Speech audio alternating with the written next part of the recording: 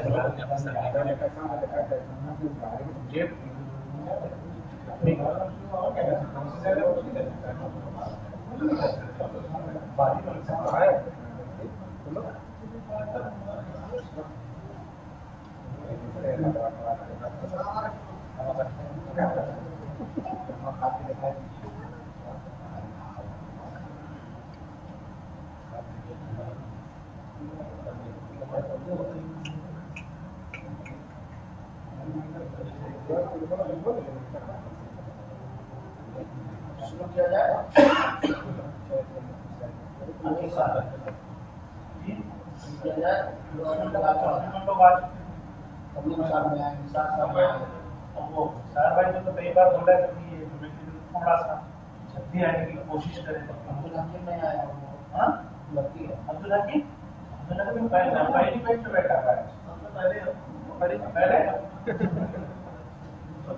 السلام علیکم ورحمۃ اللہ وبرکاتہ. الحمد للہ رب العالمین والعاقبۃ للمتقین والصلاة والسلام علی خیر خلقہ محمد وآلہ وصحبہ اجمعین ومن تبعهم بإحسان إلی یوم الدین. اعوذ باللہ من الشیطان الرجیم. بسم اللہ الرحمن الرحیم.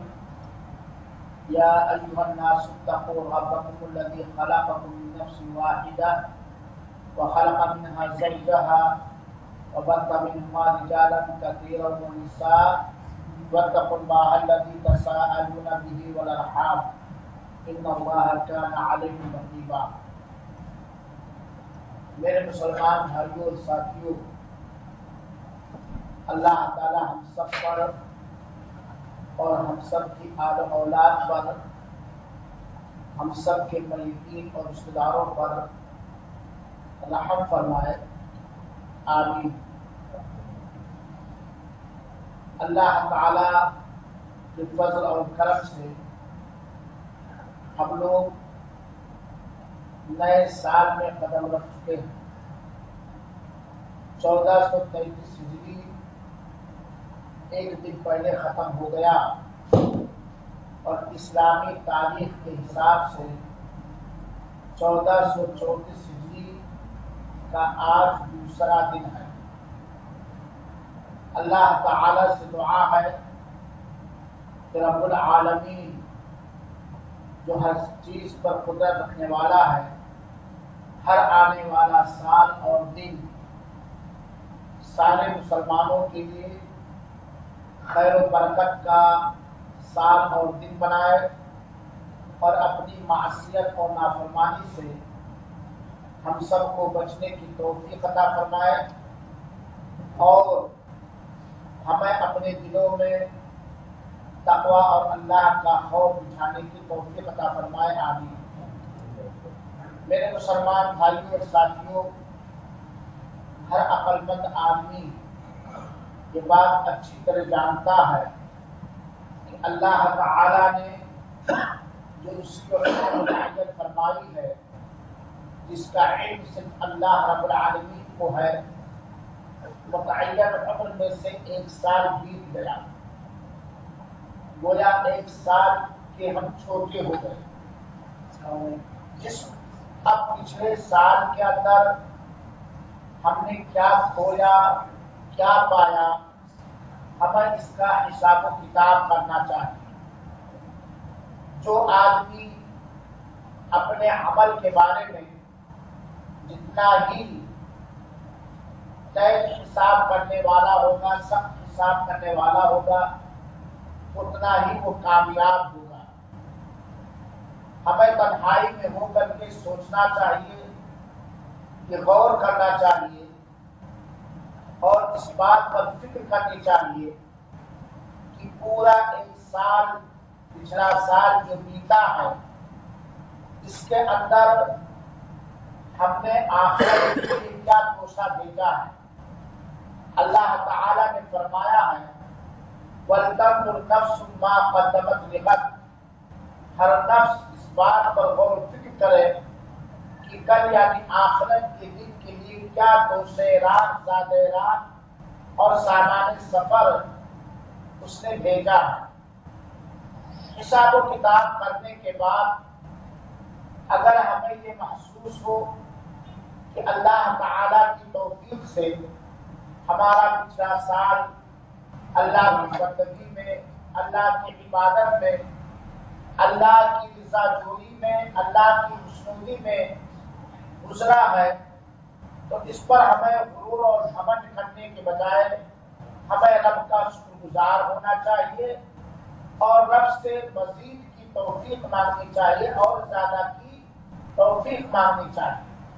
اور حساب و کتاب کرنے کے بعد اگر ہمیں یہ اندازہ ہو کہ ہمارا پورا سال یا سال کا اکثر حصہ یا کچھ حصہ اللہ کی نافرمانی میں، اللہ کی معصیت میں گزرا ہے، تو اس پر ہمیں توبہ کرنا چاہیے اور اپنے کیے ہوئے گناہوں سے اللہ تعالی سے مغفرت اور بخشش مانگنی چاہیے اور نئے عزم و حوصلے کے ساتھ اللہ رب العالمین سے نیکیاں کرنے کی توفیق مانگنی چاہیے۔ دراصل بڑا ہی ناکام ہوتا ہے وہ انسان جو اپنے عملوں کا حساب نہیں کرتا، اور بہت ہی کامیاب ہوتا ہے وہ انسان جو اپنے عملوں کا حساب کرتا ہے۔ عمر رضی اللہ تعالیٰ عنہ برابر کہا کرتے تھے حاسبوا قبل ان تحاسبوا، اس سے پہلے کہ تمہارا حساب و کتاب کیا جائے تم اپنا حساب و کتاب کر لو، کیونکہ حساب و کتاب کرنے سے انسان کے دل و دماغ میں گناہوں پر شرمندگی کا احساس ہوتا ہے اور نیکیوں کی طرف بڑھنے کا عزم اور حوصلہ پیدا ہوتا ہے۔ یہ حال اس آدمی کا ہوتا ہے جو آدمی مسلمان ہو، صحیح معنوں میں جو آدمی مومن ہو، جس آدمی کا پکا اور سچا ایمان آخرت کے دن پر ہو، جس آدمی کو جنت کی چاہت اور جہنم سے خوف ہو، ورنہ تو ہر ایک حساب و کتاب کرتا ہے، بلکہ کچھ ایسے بھی ملیں گے، اللہ ان لوگوں میں سے ہم لوگوں کو نہ بنائے کہ جن کو اپنے گناہوں پر غرور اور گھمنڈ ہوتا ہے، جن کو اپنے گناہوں پر غرور اور گھمنڈ ہوتا ہے اور بسا اوقات اپنے گناہوں کا تذکرہ جگہ جگہ کرتے پھرتے ہیں۔ اللہ تعالی ہمیں ان لوگوں میں سے بنائے جو اپنے عملوں کا حساب کرنے کے بعد ان کے دلوں میں توبہ کا احساس پیدا ہوتا ہے، استغفار کا احساس پیدا ہوتا ہے اور نیکیوں کی طرف بڑھنے کا احساس پیدا ہوتا ہے۔ آمین رب العالمین۔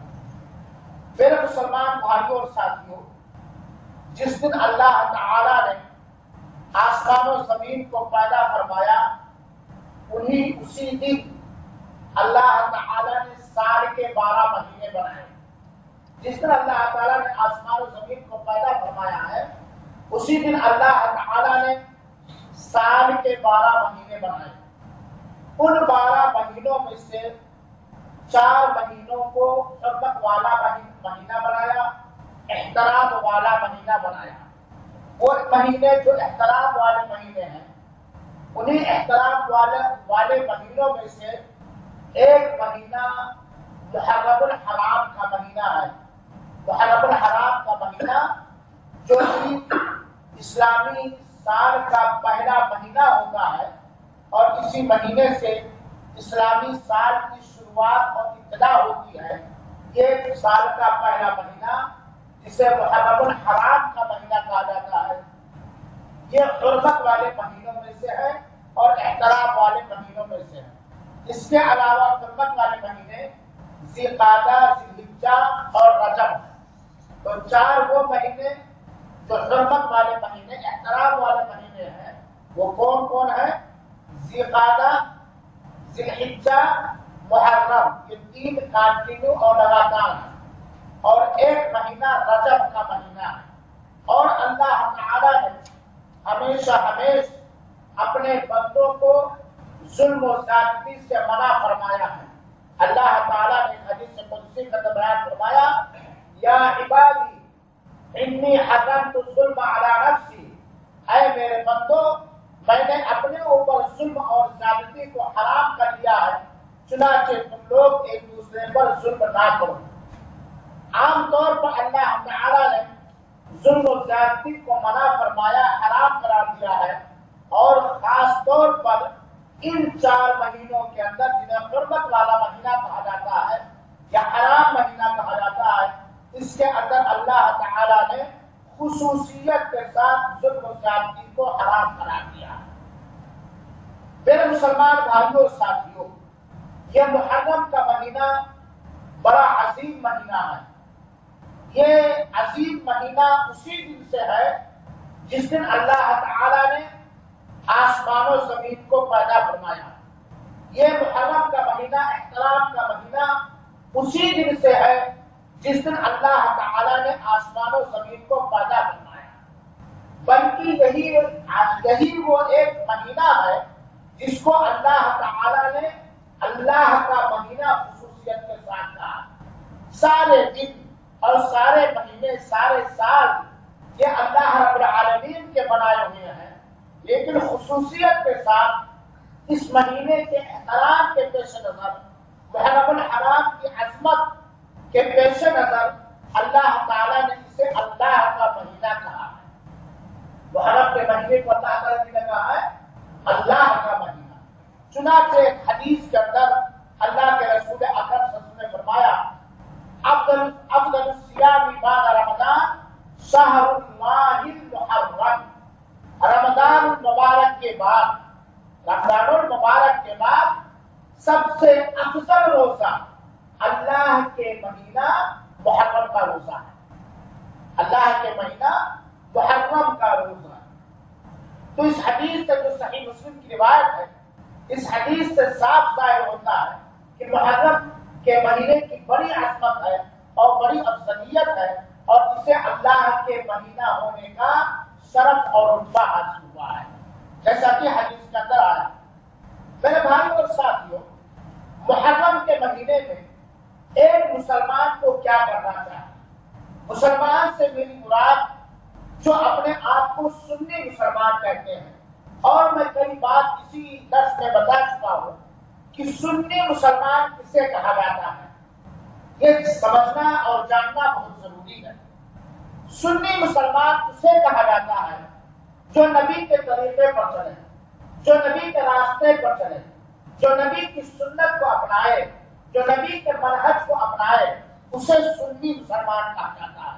اور ہمارے ہندو پاک کے اندر جو یہ بات مشہور ہے کہ سنی مسلمان اسے کہا جاتا ہے جو سن کر مسلمان ہو، یہ بات بے بنیاد اور غلط ہے۔ سنی یا سنت سے آپ لوگ جانتے ہیں، سنت بار بار کہا جاتا ہے، تو سنی مسلمان اسے کہا جاتا ہے جو نبی کی سنت پر چلے، جو نبی کے طریقے پر چلے، جو اپنے سارے معاملات میں نبی کو آئیڈیل اور نمونہ بنائے، اپنے اخلاق کے اندر، اپنے عقیدے کے اندر، اپنے اللہ کی عبادت کے اندر، زندگی گزارنے کے سارے معاملات کے اندر، سارے معاملات کے اندر آئیڈیل، نمونہ، پیشوا، اغوا، رہبر کس کو بنائے؟ پیارے حبیب جناب محمد مصطفیٰ صلی اللہ علیہ وسلم کو بنائے، کیونکہ اللہ تعالیٰ نے آپ کو آخری نبی بنا کر کے بھیجا، اللہ تعالیٰ نے آپ کو رحمت للعالمین بنا کر کے بھیجا، اللہ تعالیٰ نے آپ کے اوپر دین اسلام کو مکمل کر دیا، اور اب قیامت تک کوئی نبی آنے والا نہیں ہے۔ ہم سب نبی پاک جناب محمد مصطفیٰ صلی اللہ علیہ وسلم کی امتی ہیں، اور نبی پاک صلی اللہ علیہ وسلم کا اتباع اللہ تعالیٰ نے اتنا بلند مانا کیا کہ اذان کے کلمات کے ساتھ اشہد ان محمد رسول اللہ کو بھی رکھا۔ میرے بھائیوں ساتھیوں، تو سنی مسلمان اسے کہا جاتا ہے جو نبی کے طریقے پر چلے، نبی کی سنت پر چلے، نبی کے منہج اور اصول پر چلے اسے سنی مسلمان کہتے ہیں. اور جو آدمی نبی کے طریقے پر نہ چلے، نبی کے راستے پر نہ چلے، یا جو آدمی کسی غیر کے بتائے ہوئے راستے کو نبی کے بتائے ہوئے راستے سے افضل اور اچھا مانے، وہ دین اسلام میں نہیں ہے میرے بھائی. وہ دین اسلام سے باہر ہے. تو ایک سنی مسلمان کو محرم الحرام کے مہینے میں کیا کرنا چاہیے؟ آپ یہ بات جانتے ہیں کہ اللہ کے رسول اکرم صلی اللہ علیہ وسلم کو محرم کا مہینہ ایک بار نہیں لگ بھگ 23 بار ملا. 23 سے 22 بار محرم کا مہینہ ملا. نبی بنائے جانے کے بعد تو کیا اللہ کے رسول اکرم صلی اللہ علیہ وسلم کی کل عمر کتنی تھی؟ 60 سال 63 کی.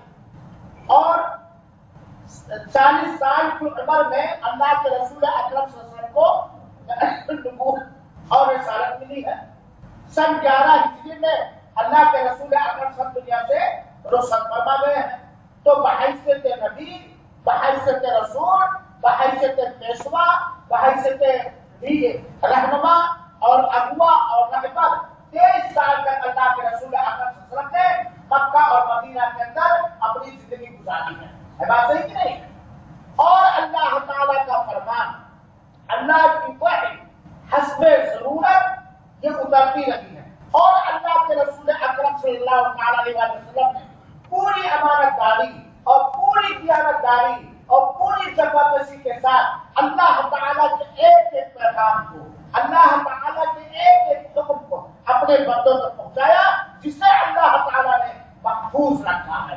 جسے اللہ تعالیٰ نے محفوظ رکھا ہے، چاہے وہ قرآن کی شکل میں محفوظ ہو اور چاہے حدیث مبارکہ کی شکل میں محفوظ ہو. اللہ تعالیٰ نے دین کو محفوظ رکھا ہے.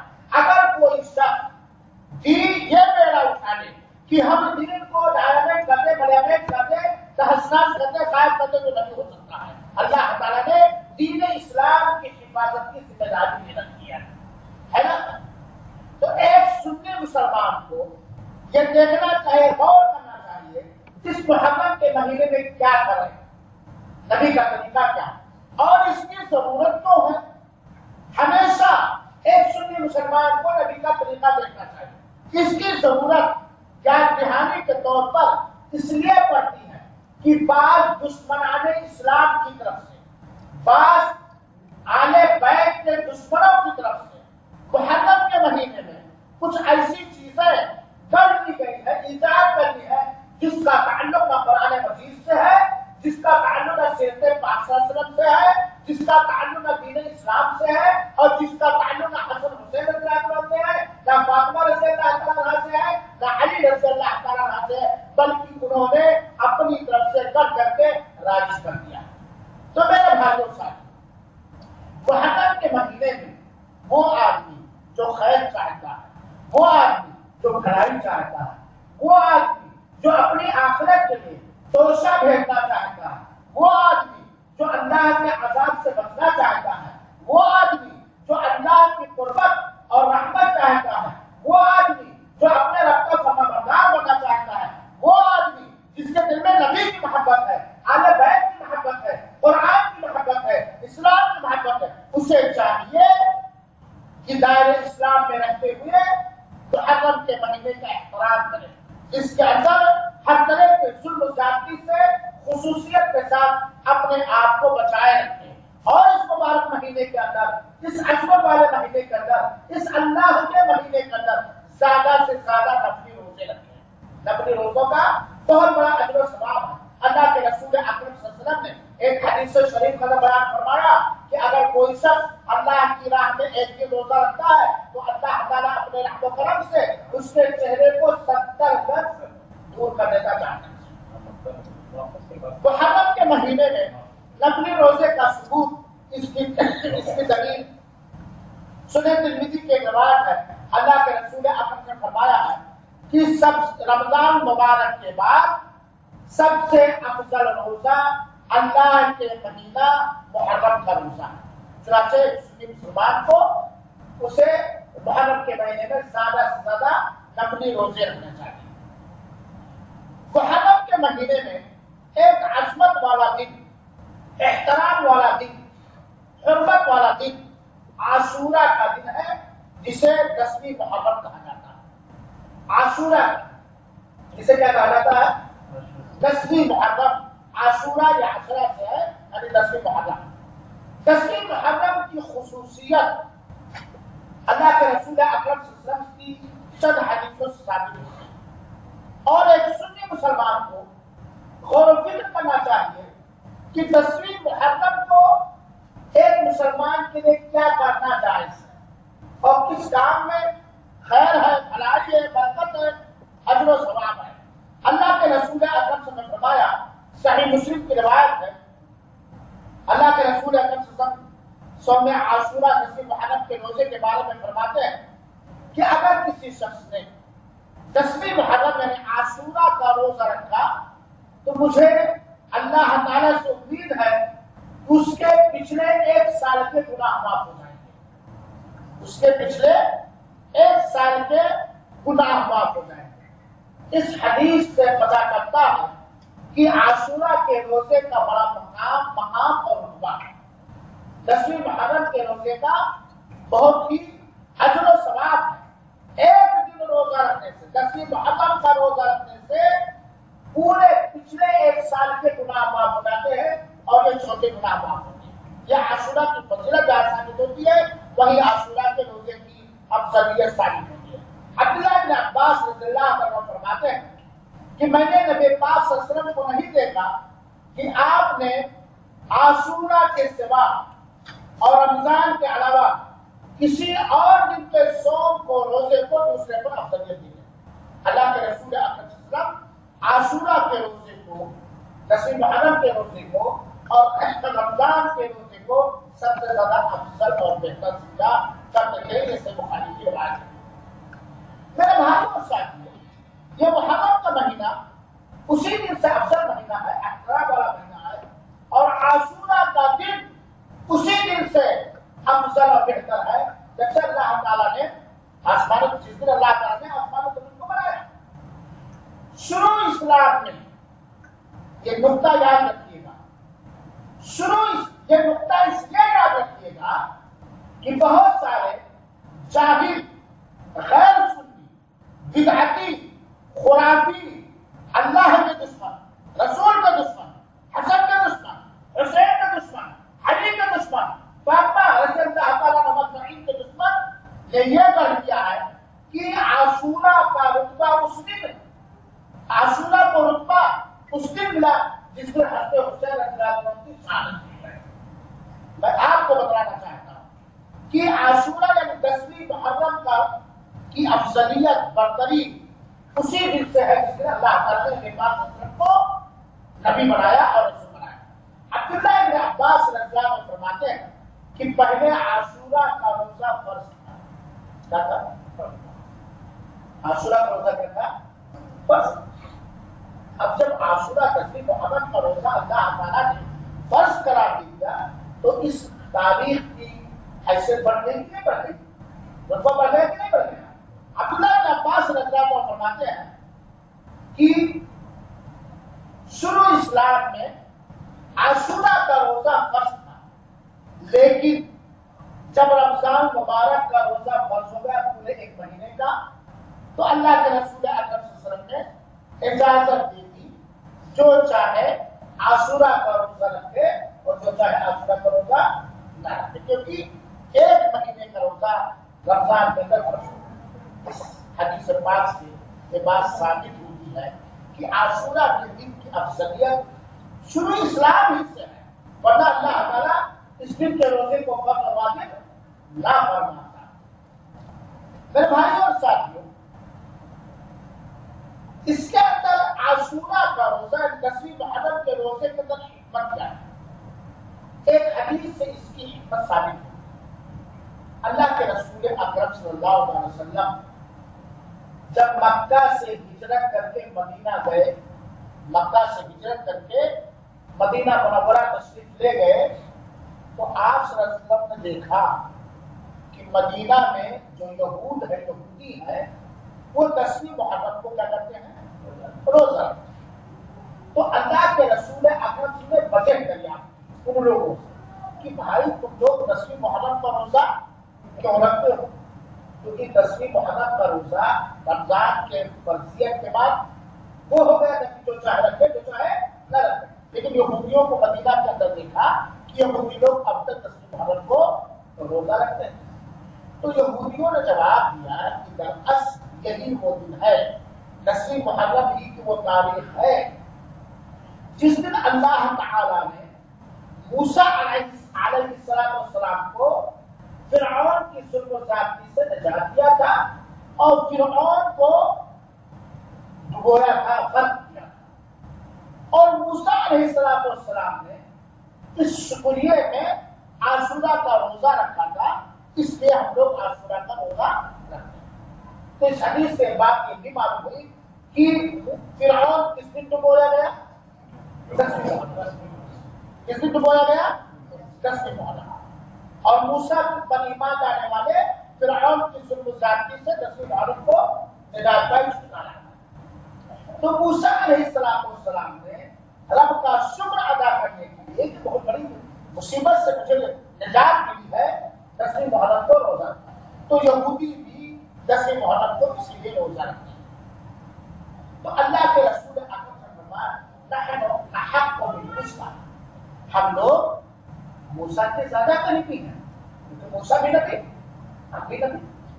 چنانچہ اللہ کے رسول اکرم صلی اللہ علیہ وسلم نے فرمایا صوموا یوم عاشوراء، اے میرے صحابہ کرام، اے میرے امتیوں، عاشوراء یعنی 10ویں محرم کا روزہ رکھو.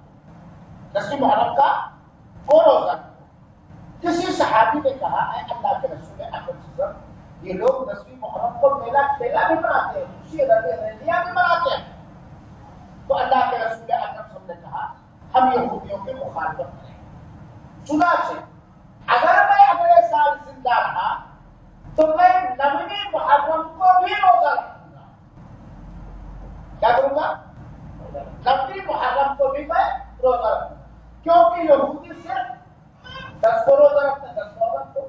ہم 9 10 دونوں رکھیں گے تو یہودیوں کی مخالفت ہو جائے گی، یہودیوں کی مخالفت. چنانچہ میرے بھائیوں ساتھ افضل اور بہتر اور سنت یہ ہے کہ محرم کے مہینے میں نبی کے طریقے کو اپناتے ہوئے 9 10 محرم کو نفلی روزہ رکھا جائے. 9 10 محرم کو نفلی روزہ رکھا. اور اگر کوئی چاہے تو 9 10 11 تینوں دن رکھ سکتا ہے جیسا کہ علماء کرام نے ذکر فرمایا. تو ہمیں کیا کرنا چاہیے؟ 9 کو روزہ رکھنا چاہیے، 10 کو روزہ رکھنا چاہیے، اور اگر کوئی سچا ہے تو 11 کو بھی روزہ رکھ سکتا ہے کیونکہ یہ محرم کا مہینہ ہے. 10 تاریخ پڑے گی جمعہ کو، ہر 2 تاریخ ہے نا. 10 تاریخ کون سے دن پڑے گی؟ 10 محرم. یہ اگلا ہے، اگلا جمعہ 10 تاریخ پڑے گی. اور سنیچر کا دن کون سے دن پڑے گا؟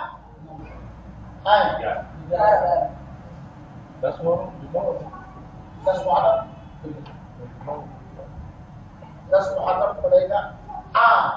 10 محرم سنیچر کو پڑا. کس دن پڑا؟ سنیچر. اور 9 محرم کس دن پڑا؟ جمعہ.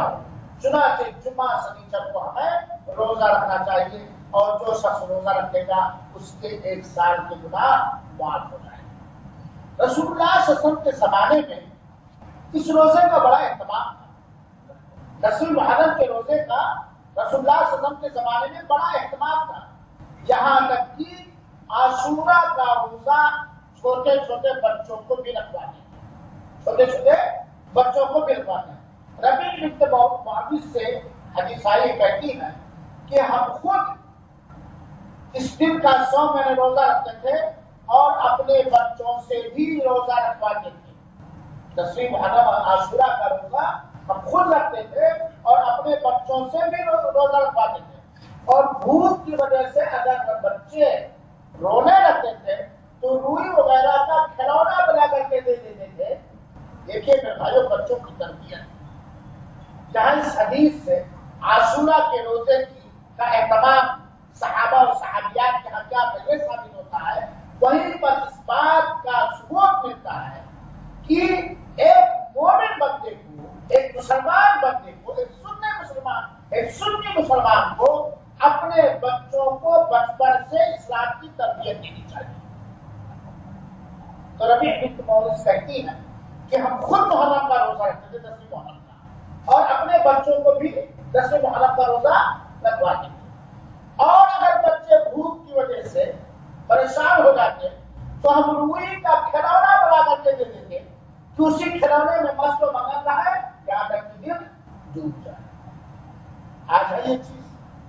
آج تو بچے کا منہ دیکھتے بچہ دبلا ہو جائے گا، بچے کا منہ سوکھا ہوا ہے بات کی نہیں.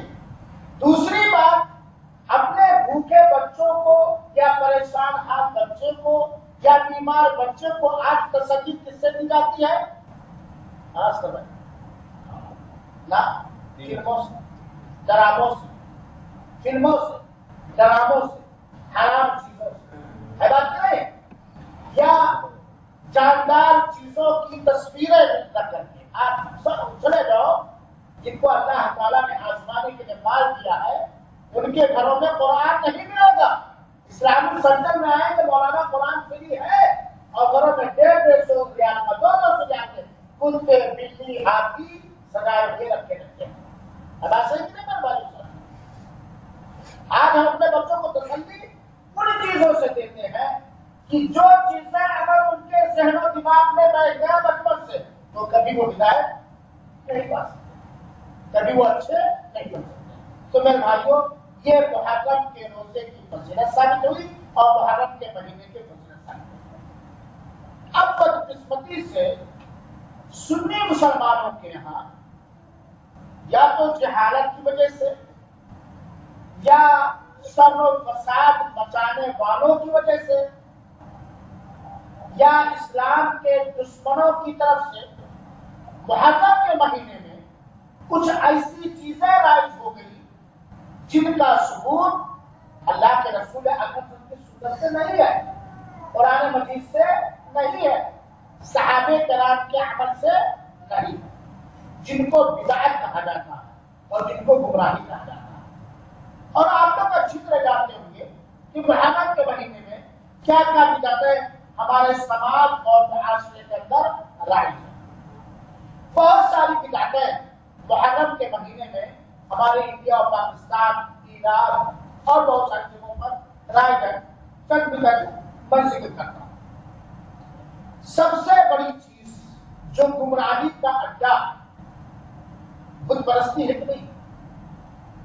بت پرستی، بت کی پوجا، یہ سب سے بڑی گمراہی ہے کہ نہیں؟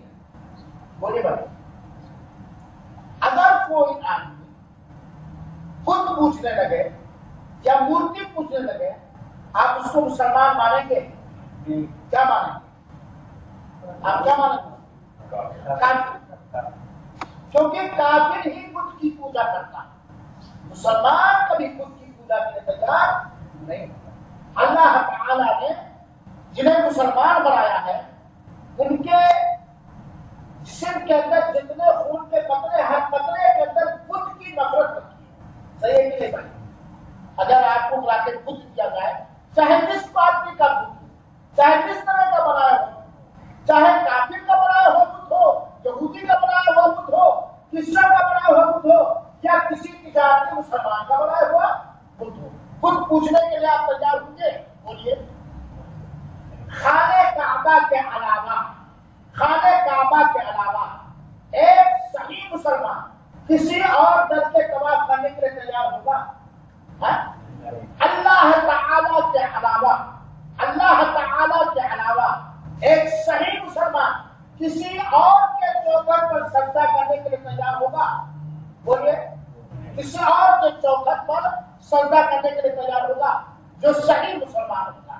میرے بھائیوں اور ساتھیوں، آپ جانتے ہوں گے کہ ہندوستان اور پاکستان کے بہت سارے علاقوں میں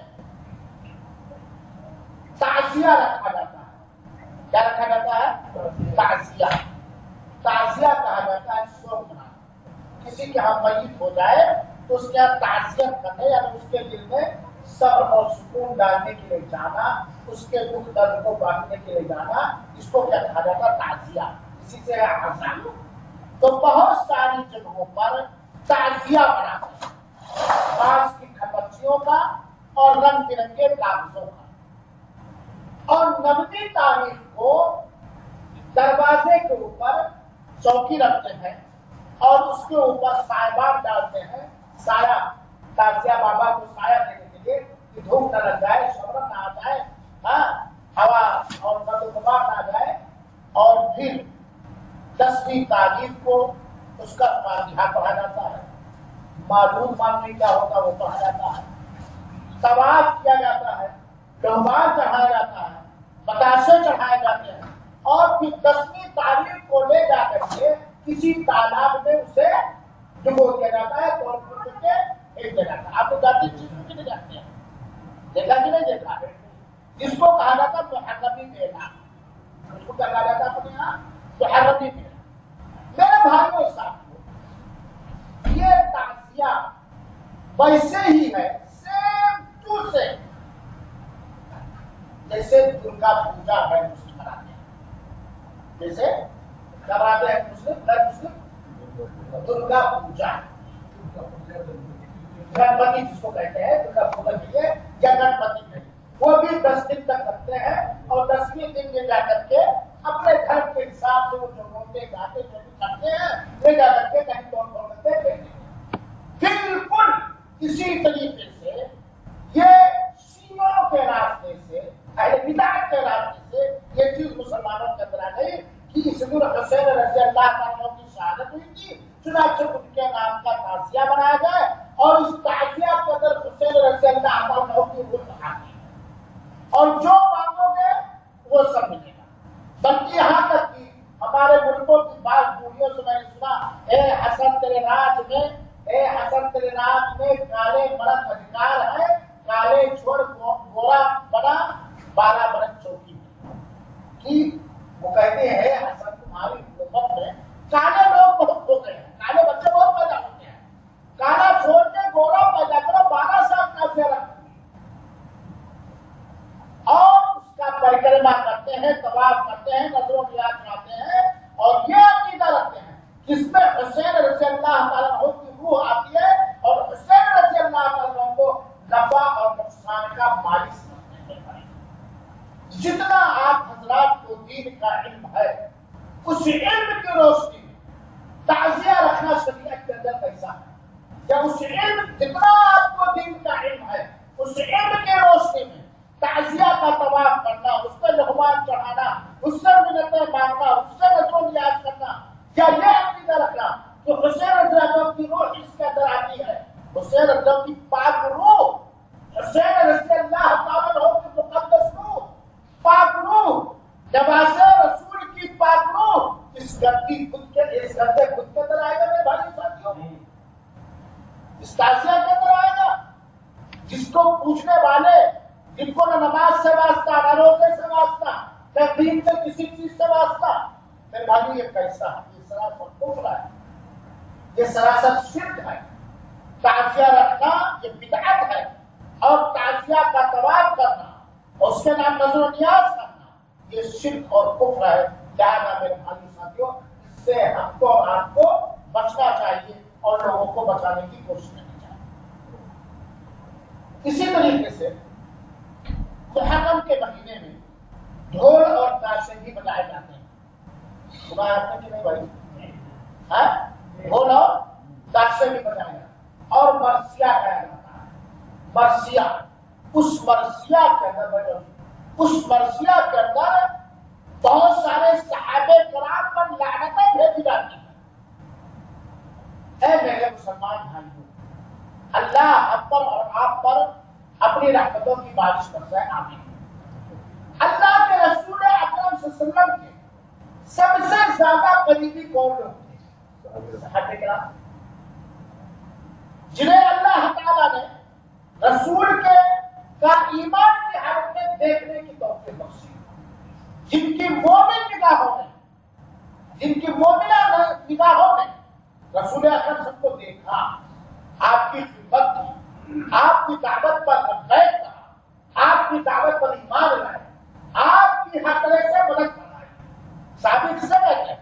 جو ایمان کے، جس نے ایمان کی حالت میں رسول اللہ صلی اللہ علیہ وسلم کو دیکھا ہو اور ایمان ہی پر اس کی مہر ہوئی، اس اس کو صحابہ کہتے ہیں، اور صحابہ کے رتبے کو بعد کے لوگ کبھی نہیں پا سکتے۔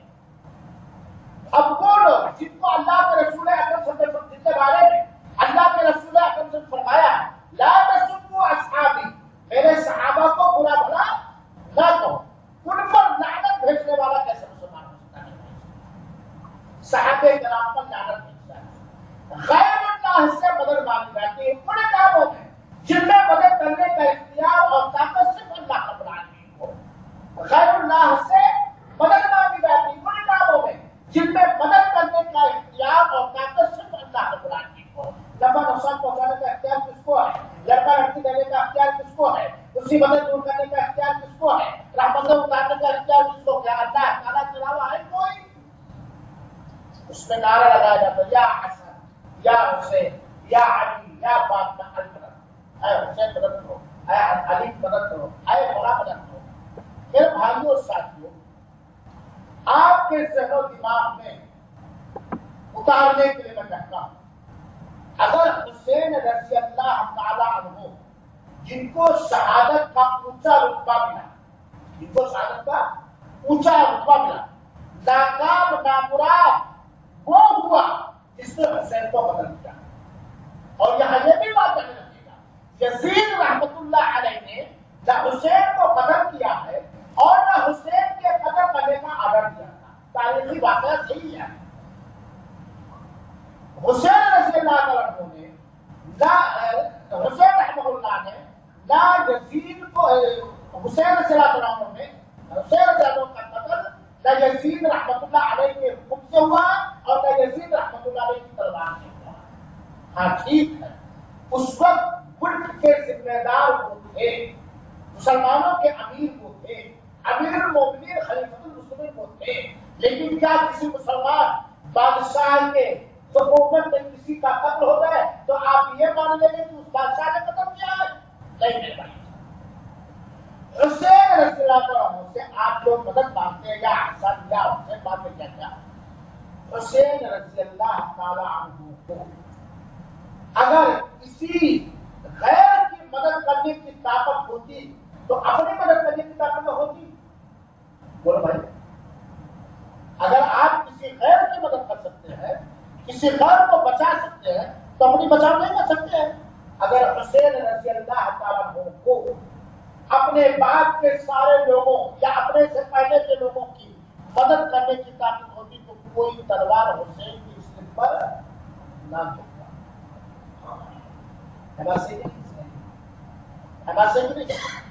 اور آگے بڑھو، حسین رضی اللہ عنہ کو شہادت کا رتبہ ملا، یہ مرتبہ بلند ملا جس کو ملا۔ حسین رضی اللہ تعالی عنہ کے نانا عمر رضی اللہ تعالی عنہ، عمر رضی اللہ نانا ہوتے ہیں حسین رضی اللہ تعالی عنہ، ان کو بھی نماز کے میں شریک کیا گیا تھا کہ نہیں کیا گیا تھا؟ اس سے آگے بڑھ کے دیکھو، پیارے حبیب جناب محمد مصطفیٰ صلی اللہ علیہ وسلم، جو پہلوں کے سردار بعد والوں کے سردار، جو جنتیوں کے پیشوا، دنیا میں بھی پیشوا اور آخر میں بھی پیشوا، جن کو شفاعت کی اجازت ملے گی، جن کو بہت بڑا دم، اللہ کے رسول اکرم صلی اللہ علیہ وسلم کو بھی نفع نقصان کی ملکیت نہیں دی گئی۔ اللہ کے رسول اکرم صلی اللہ علیہ وسلم یہ نفع نقصان کے مالک نہیں تھے، نہ اولاد دینے والے تھے، نہ مصیبت ڈالنے والے تھے، نہ رحمت اتارنے والے تھے، نہ رحمت کرنے والے تھے۔ اگر اللہ کے رسول اکرم صلی اللہ علیہ وسلم کو یہ اختیار ہوتا تو بدر کے میدان میں رسول اللہ صلی اللہ علیہ وسلم کو تکلیف جسمانی نہ پہنچے، مکہ سے نہ نکالے جاتے اور دنیا میں کوئی کافر نہ بچتا، دنیا میں کوئی کافر بچتا کہ ہمارے رسول یہ چاہتے تھے دنیا میں کفر مانگتے رہے، چاہتے تھے، پسند کرتے تھے ابو طالب بنا ایمان کے نہ مرنے میں رہے۔ اللہ تعالیٰ کے علاوہ ان کاموں میں جن کاموں میں مدد کرنے کا اختیار اور قدرت صرف اللہ تعالیٰ کو حاصل ہے، ان کاموں میں اللہ تعالیٰ کے علاوہ اگر کسی غیر سے ہم مدد مانگیں گے تو یہ کفر ہو جائے گا اور یہ شرک ہو جائے گا، اور اگر اسی حالت میں موت آئی تو ایسا آدمی کہا جائے گا جہنم۔ پھر بھائیو ساتھیو، ایک کافر بھی تو غیر اللہ کی دہائی دیتا ہے، ایک کافر تو بتوں سے امیدیں ڈال کے رکھتا ہے، ایک کافر جو بھی بتوں سے ڈرتا ہے، تو وہ ان کاموں کی وجہ سے وہ کافر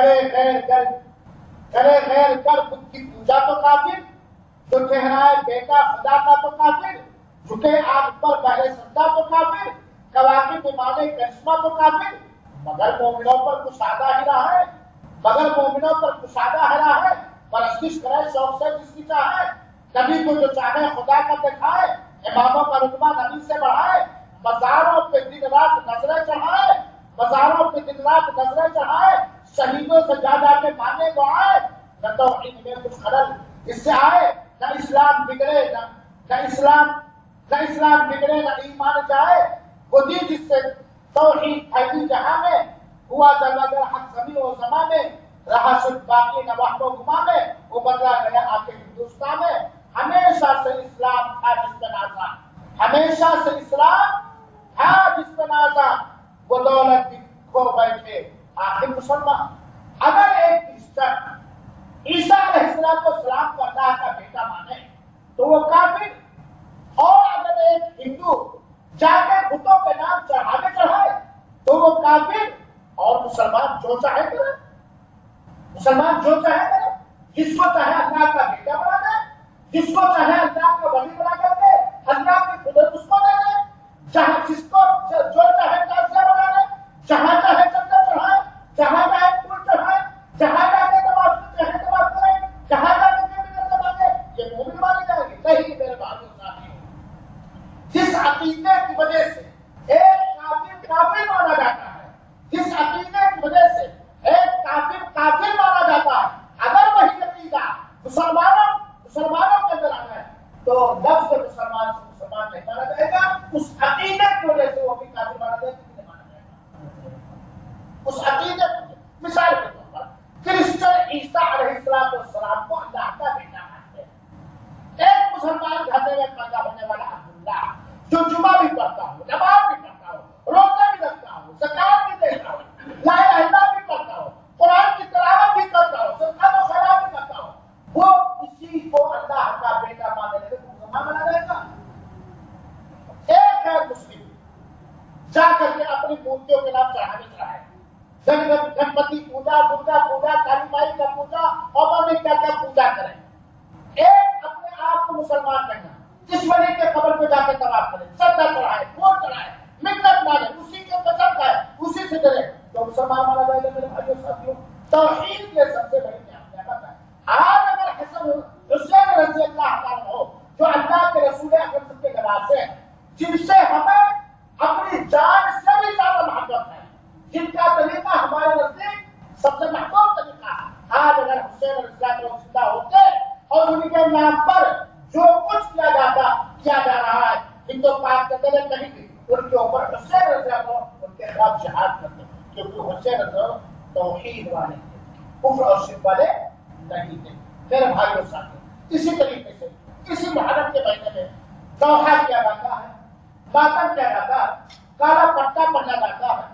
اسی محرم کے مہینے میں 10ویں تاریخ کو چوراہا پر پانی کی سبیلیں جلائی جاتی ہیں، یہ عقیدہ رکھ کر کے جو حسین رضی اللہ عنہ یہاں سے شہید کیے گئے تھے، لہذا آج کے دن جو سب کے گلے تک کرے گا اس کو یہ ثواب ملے گا۔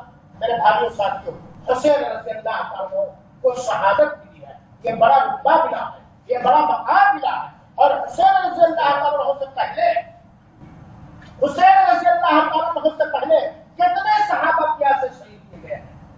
جب پہلی شہادت حسین رضی اللہ عنہ کی ہے اس سرزمین پر، پہلی شہادت حسین رضی اللہ عنہ کی ہے؟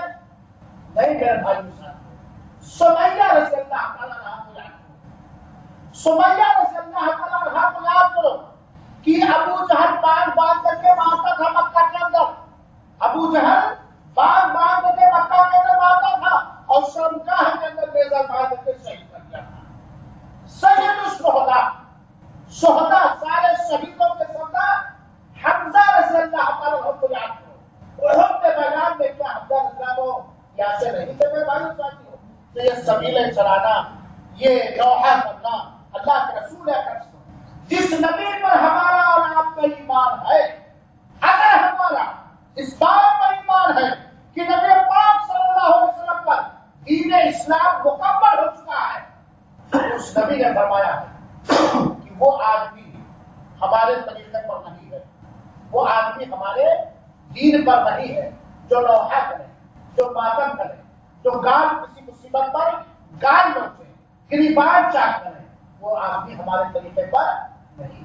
یہ تبھی فرمایا گیا نبی کریم صلی اللہ علیہ وسلم کا انتقال وقت نہیں ہوا، آپ پر ثابت رہا کہ جنازہ پڑھ کے نہیں پڑھا پڑھا کیا ابو بکر جو نبی سے زیادہ قریب تھے، ابو بکر رضی اللہ عنہ، انہوں نے گال پیٹا، لوحہ کیا، ماتم کیا، کالا پٹا باندھا؟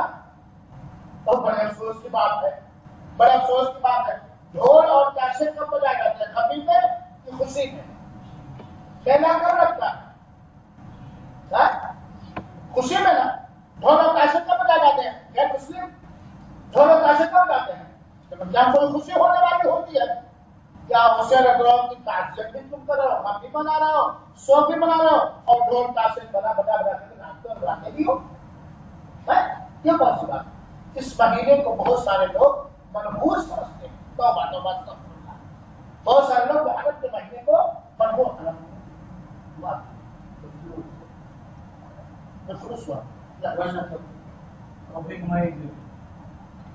محرم کے مہینے کو بہت سارے لوگ منحوس ہیں۔ میرے بھائیوں ساتھ، اللہ کا کوئی بنایا ہوا دن یا اللہ کا بنایا ہوا کوئی مہینہ یا اللہ کا بنایا ہوا کوئی سال یہ منحوس نہیں ہے۔ جو اللہ نے کسی دن کو منحوس سمجھے وہ منحوس ہے۔ بس سمجھ آ رہی ہے؟ اللہ کا مہینہ یہ منحوس ہو سکتا ہے۔ محرم کے مہینے کو کیا کہا گیا ہے؟ اللہ کا مہینہ۔ حدیث میں کیا ہے؟ محرم کا مہینہ کیا ہے؟ اللہ کا مہینہ۔ خصوصیت کرتا ہے اللہ کا مہینہ یہ منحوس ہو سکتا ہے۔ کوئی دن، کوئی مہینہ، کوئی سال یہ منحوس نہیں ہے۔ سال کے کسی ایک دن کو منحوس سمجھنے والا منحوس ہو سکتا ہے، لیکن اللہ کا بڑا مہینہ یہ سال منحوس نہیں۔ چنانچہ اس مہینے کے اندر شادی بیاہ نہیں کرتے، محرم کے مہینے میں شادی نہیں کرتے، بہت ساری جگہوں پر اس مہینے میں گوشت نہیں کھاتے، اور بعض جو کفر میں زیادہ بڑے ہوتے ہیں وہ اپنی عورتوں کے ساتھ بھی نہیں ہوتے۔ تو میرے بھائیوں ساتھیوں، یہ ساری چیزیں کیا ہے؟ بدعت، گمراہی اور شرک کی چیزیں ہیں۔ اس کے علاوہ بہت ساری خرافات، بہت ساری بدعتیں تو حرم کے مہینے میں لوگ کرتے ہیں۔ لہٰذا میرے سنی مسلمان بھائیوں ساتھیوں، اللہ تعالیٰ ہم سب کو سنت پر چلنے کی توفیق عطا فرمائے۔ ہمیں محرم کے مہینے کو منحوس نہیں سمجھنا چاہیے، غیر اللہ کی قربت حاصل کرنے والا کوئی کام نہیں کرنا چاہیے، کوئی بدعت نہیں ایجاد کرنی چاہیے۔ محرم کے مہینے کو اللہ کا مہینہ، عظمت والا مہینہ، حرام مہینہ سمجھتے ہوئے اس کے اندر خصوصیت کے ساتھ ظلم و زیادتی سے ہمیں بچنا چاہیے۔ اور اس دھرتی کے اوپر سب سے بڑا ظلم شرک ہے، اس زمین کے اوپر سب سے بڑا ظلم یہ بدعت ہے، اس زمین کے اوپر سب سے بڑا ظلم صحابہ کرام پر لعنت بھیجنا ہے، صحابہ کرام کو گالی گلوچ دینا ہے، اور اس زمین پر سب سے بڑا ظلم یہ ہے کہ اللہ کے بنائے ہوئے دن کو منحوس سمجھنا۔ محرم کے مہینے میں ہمیں زیادہ سے زیادہ نفلی روزے رکھنے چاہیے، اور خاص طور پر 9ویں اور 10ویں محرم کو ہمیں روزہ رکھنا چاہیے، اور اگر کوئی شخص 11ویں کو رکھنا چاہے تو 11ویں کو بھی رکھ سکتا ہے۔ اللہ رب العالمین سے دعا ہے کہ اللہ تعالیٰ ہم سب کو اپنے نبی کے طریقے پر چلنے کی توفیق عطا فرمائے، اور ہر کفر اور شرک اور رسول کی مخالفت سے ہمیں دور رکھے۔ آمین۔ وصلی اللہ وسلم علی نبینا محمد صلی اللہ علیہ وسلم۔ تسعيش في كثيرة أخلاقها هذا الدرس لا ينبغي لا يقدر فوزي بعد العصر والبكرة وصل ولا توفيق ولا الأسبوع كيف أتى توفيق لا شيء لا أنا أجبر أقول أتى توفيق والله سألنا هذا كله كم هذا في شيء لا واحد ريال 17